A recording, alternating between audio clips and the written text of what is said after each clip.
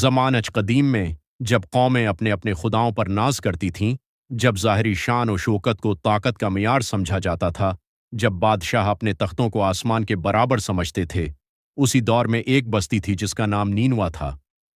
ये शहर दरियाए दजला के किनारे आबाद था, बागात से भरा हुआ, खीतों से लहलहाता हुआ और तिजारत व सनात में तरक्की याफ्ता। मगर उसकी सबसे बड़ी कमजोरी ये थी कि ये लोग अल्लाह ताली को छोड़कर झूठे माबूदों की प्रस्तुश करते थे। मूर्तियां, बत, नजूमी, सतारा प्रस्ती, सब कुछ इस कौम का हिस्सा था।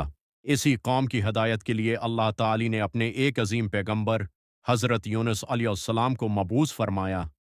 यूनुस नहायत नर्म दिल, रोशन तबीयत और बुलंद हिम्मत इंसान थे।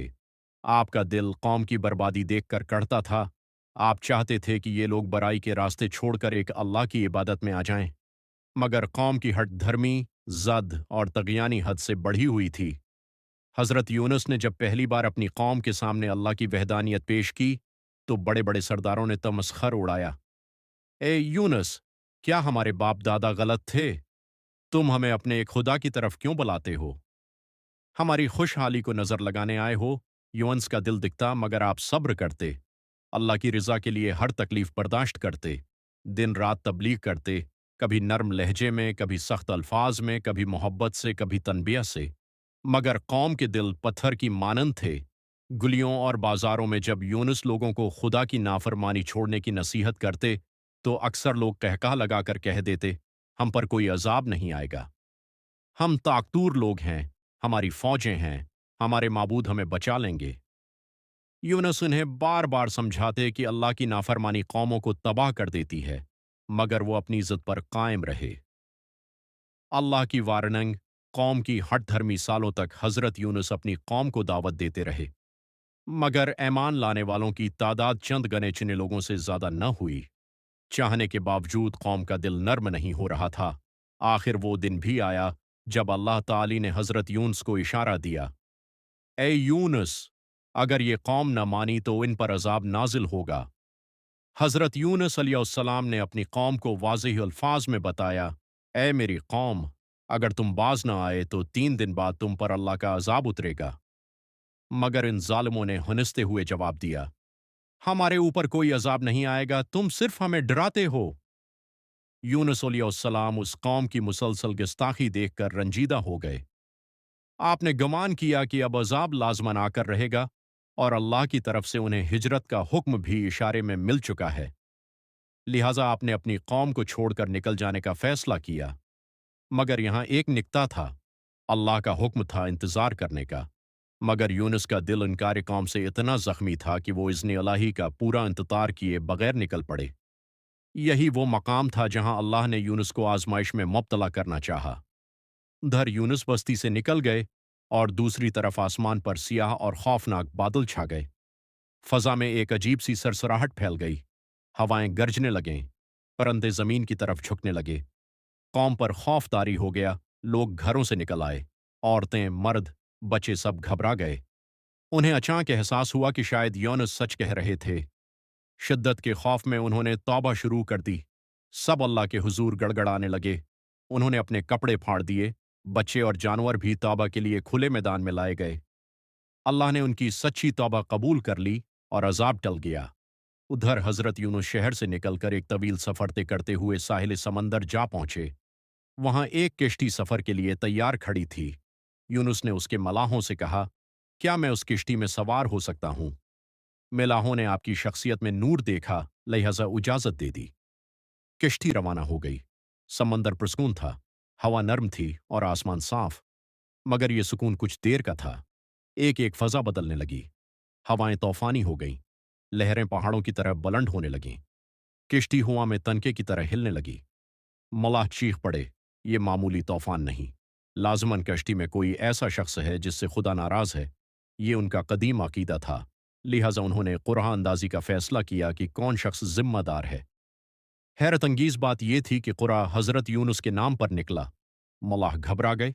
ए नेक इंसान, ये कैसे हो सकता है? आप तो पाकीज़ा शख्सियत के मालिक लगते हैं।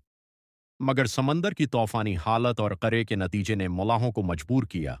अल्लाह की मशीयत यही थी حضرت یونس علیہ السلام سمندر کی طرف بڑھے اور بغیر کسی ہچکچاہٹ کے خود کو پانی میں چھوڑ دیا۔ جیسے ہی انہوں نے پانی میں چھلانگ لگائی، سمندر پرسکون ہو گیا۔ مچھلی کی حکمت، اللہ کا عظیم معجزہ۔ اسی لمحے اللہ نے سمندر کی سب سے بڑی مخلوق، ایک عظیم الجثہ مچھلی کو حکم دیا، اے مچھلی، یونس کو نگل لینا مگر نقصان نہیں پہنچانا۔ مچھلی نے پانی کے اندر دھیرے سے اپنا بڑا سا منہ کھولا اور حضرت یونس کو نگل لیا۔ یہ منظر سمندر کی گہرائیوں میں ایک روحانی معجزے کی طرح تھا۔ کوئی انسانی آنکھ اسے دیکھنے والی نہ تھی، مگر اللہ کی قدرت اسے پوری کائنات کے سامنے ایک نشان بنا رہی تھی۔ مچھلی کے پیٹ میں ہر طرف اندھیرا، اوپر سمندر کا اندھیرا اور اوپر رات کا اندھیرا، اور اسی کے اندر مچھلی کا گھپ اندھیرا۔ یونس اس اندھیرے میں بے ہوش ہو گئے۔ کچھ دیر بعد جب ہوش آیا تو آپ نے اپنے جسم کو حرکت دی، مگر سجدہ اللہ کے آگے تھا۔